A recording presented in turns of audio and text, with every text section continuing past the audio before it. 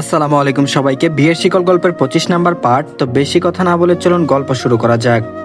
তাসফিন চলে যাচ্ছে, বুকের ভেতর মোচড় দিয়ে উঠলো ফারার। খুব করে কাঁদতে ইচ্ছে করছে। এত তাড়াতাড়ি সুখের দিনগুলো শেষ হয়ে যায় কেন? বিছানায় গুটিসুটি হয়ে শুয়ে আছে ফারা। তাসফিনের উপর বড্ড অভিমান তার। তারপর বলল, মিসেস শেখ, হোয়াট হ্যাপেন? এভাবে মুখ ভার করে আছেন কেন? নাক ফুলায় ফারা। তারপর বলল, কথা বলবেন না আমার সাথে? তাসফিন বলল, উফ উফ, এত হট বউ, এত হট মেজাজে কেন? কপালে ভাঁজ পড়লো ফারার। চলে যাবে অথচ একটু মন খারাপ হচ্ছে না এই পুরুষের। তারপর বলল, হট হব না কেন? আপনি কাল চলে যাচ্ছেন অথচ সেটা আজকে বলছেন।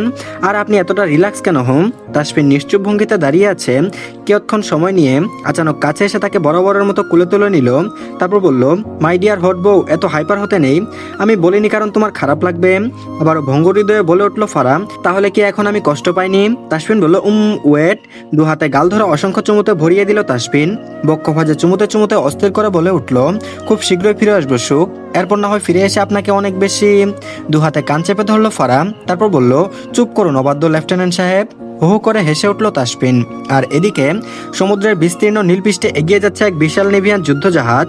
জাহাজটি ধূসর রঙের, কঠোর ও শক্তপোক্ত গঠন, একেবারে যেন লৌহ মানব। তার শরীর জুড়ে নানা রকম সেন্সর, রাডার, কামান ও মিসাইল লঞ্চার। প্রতিটি অংশ যেন প্রস্তুত যে কোনো যুদ্ধের দামামা বাজাতে। ডেকের উপর হেলমেট পরা নৌসেনারা টহল দিচ্ছে, কেউ বা দূরবীন দিয়ে সাগরের দিগন্তে নজর রাখছে। লেফটেন্যান্ট কমান্ডার নিজে ব্রিজে দাঁড়িয়ে মনিটরের দিকে তাকিয়ে আছেন। চোখে তীক্ষ্ণ দৃষ্টি তার। এক একটি আদেশ মানে পুরো জাহাজের দিক নির্ধারণ। ইঞ্জিনের গর্জন, রাডারের ঘূর্ণন আর ওয়ার ট্যাঙ্কির সংক্ষিপ্ত বার্তা সব মিলিয়ে পরিবেশটা গম্ভীর, নিয়ন্ত্রিত ও প্রস্তুত। এই জাহাজ কেবল চলার জন্য নয়, যে কোনো মুহূর্তে যুদ্ধ ঘোষণা করতে বা জাতির সুরক্ষা দিতে প্রস্তুত। জুতোর ঠকঠক শব্দের ছন্দ তুলে ধাতব ডেক পেরিয়ে ভেতরে প্রবেশ করলো lieutenant commander Tasfin Sheikh. Uniform নিখুঁত, কলারের প্রতিটি ভাঁজ কড়া নিয়ম মেনে পরিপাটি। বুকের ওপরের ঝকঝকে ব্যাজগুলো যুদ্ধগাথার মতো জলজল করছে। তার মুখে কোনো অতিরিক্ত অভিব্যক্তি নেই, কিন্তু চোখে একরাশ নির্ভরতার ছায়া। এমন দৃষ্টি যে তা অধস্তনরা বিশ্বাস করে আর শত্রুরা ভয় পায়। ব্রিজের দরজা খুলে ভেতরে ঢুকতেই সবাই সামান্য সোজা হয়ে দাঁড়ায়। কেউ কিছু না বললেও একটা নীরব সম্মান ছড়িয়ে পড়ে ঘরে। তিনি সামনের দিকে দাঁড়ান কন্ট্রোল প্যানেলের সামনে। রাডারের স্ক্রিনে সাগরের ঢেউয়ের মতো ভেসে উঠছে অদ্ভুত কিছু সিগন্যাল। সেকেন্ড ইনসাইড সেই সিগন্যালের বিষয়ে কথা বলছে লেফটেন্যান্ট আরাফাত রহমানের সাথে। ফিরে আসতে একটি খবর পেল তাসফিন। লেফটেন্যান্ট নাইম ইসলাম সৌহার্দের গতিবিধি পর্যবেক্ষণ করে যা যা জানতে পেরেছে সবটাই বলেছে তাকে। তাসফিন আপাতত বলেছে যেদিন জাহাজে যাবে সেদিন তারা হাতে নাতে ধরবে তাদের। সমুদ্রের রাজপুত্র তারা, সমুদ্রের রাজস্ব করাই তাদের কাজ। আর এদিকে পরনে কালো রঙের সেলোয়ার স্যুট, সাথে মুখে মাস্ক পরে ফারা আর ঝুমুর দুজনেই বেরিয়েছে। উদ্দেশ্য হচ্ছে স্নেহার বাড়ির সামনে আরিয়ানের বাড়ি। আরিয়ান যেহেতু ছুটিতে আছে সেই হিসেবে তাদের দুজনকে এখানে পাওয়া যাবে। আরিয়ান জরুরি অবস্থায় ফের ছুটি নিয়েছে। সবটা তাসফিন অনেক কষ্টে ম্যানেজ করেছে। তারপর বলল, আপু, ওদের জন্য কিছু নেবে না?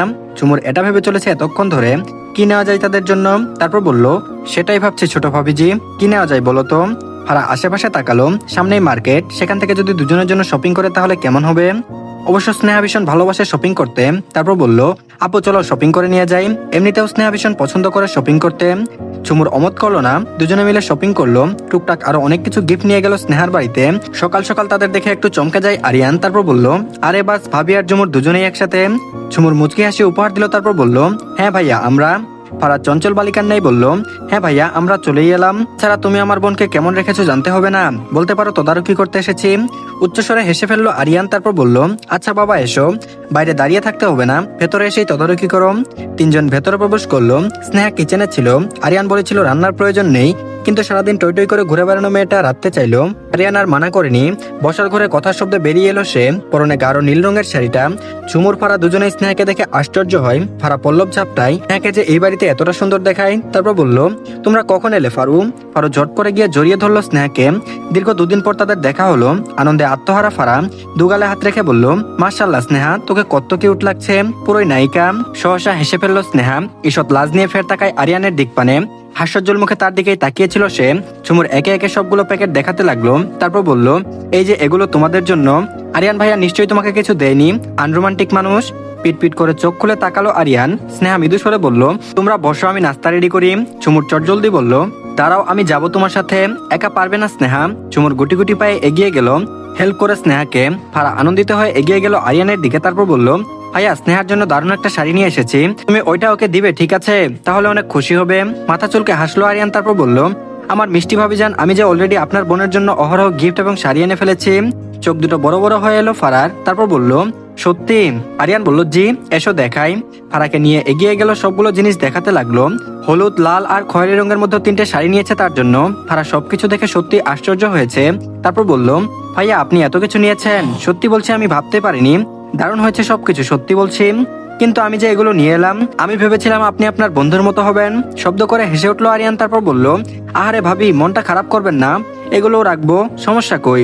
হতাশ হলো ফারা। তারপর বলল, ইস, তার লেফটেন্যান্ট সাহেব যদি এত এত ভালোবাসা দিয়ে তার জন্য শাড়ি নিয়ে আসতো, তাহলে ফারা কতই না খুশি হতো। আর এদিকে নবীন এসেছে ঢাকা, কথাটি কেউ জানে না ঝুমুর ব্যতীত।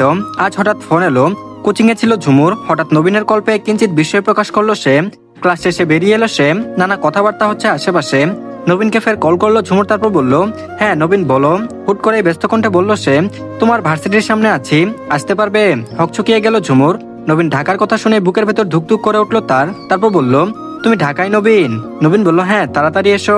ঝুমুর অপেক্ষা করলো না, দ্রুত কোচিং থেকে বেরিয়ে এলো। বড় রাস্তার মোড়ে এসে একটা অটোরিকশা ধরে, আজকে গাড়ি নিয়ে আসেনি তাই অটোতে যেতে হবে তাকে। ভার্সিটির কাছাকাছি যেতেই নজর এলো সফেদ রঙা সাদা টি শার্ট পরে দাঁড়িয়ে আছে নবীন। বুকের ভেতর দ্রিম দ্রিম শব্দটি ভীষণভাবে কানে বাজছে ঝুমুরের। পা টিপে টিপে এগিয়ে গেল সে। তারপর বলল, নবীন। চিরচেনা কণ্ঠস্বর। ফিরে তাকালো নবীন, ঝুমুরকে দেখে চমৎকার হাসলো। তারপর বলল, বইপুরা ম্যাডাম চলে এসেছো? কিঞ্চিত অবাক হলো ঝুমুর। নবীনের এখানে আসার কারণটা এখনো বুঝতে পারছে না সে। তারপর বলল, নবীন তুমি এখানে সবাই জানে না মানে হঠাৎ করে ঢাকায় যে? ঘাড় ফিরিয়ে ডানে বামে এক পলক দেখে নিল নবীন। তারপর বলল, চলো যাওয়া যাক।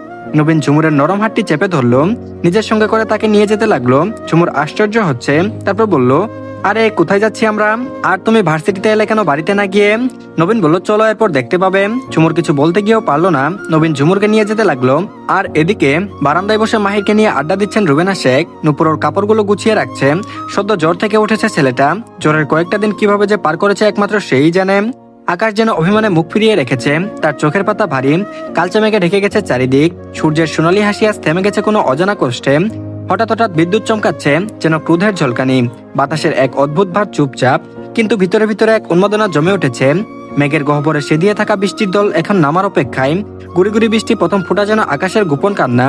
ধীরে ধীরে সে ফুপিয়ে কাঁদবে, আর চারপাশে সিক্ত হবে এক বিষণ্ণ ভালোবাসায়।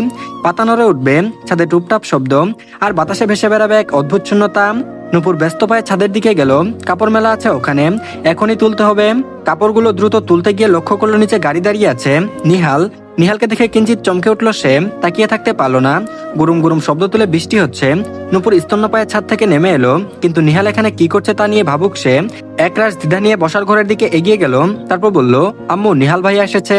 নিহাল এসেছে বিষয়টি অবাক করছে না রুবেনা শেখকে। ছেলেটা নিজ কর্তব্য ঠিকই পালন করছে। রোজ রোজ এসেছে একবার হলেও, তাদেরকে দেখে না। তবে তার বেশি দিন নয়, তাকেও ফিরতে হবে সমুদ্রে। তারপর বলল, নুপুর, আমি মাহিরকে দেখেছি, তুই বরং একটা ছাতা নিয়ে যা। কিছুটা অস্বস্তিতে পড়ে গেল নুপুর। সে যাবে, যদি নিহাল আবার অন্য কিছু ভাবে।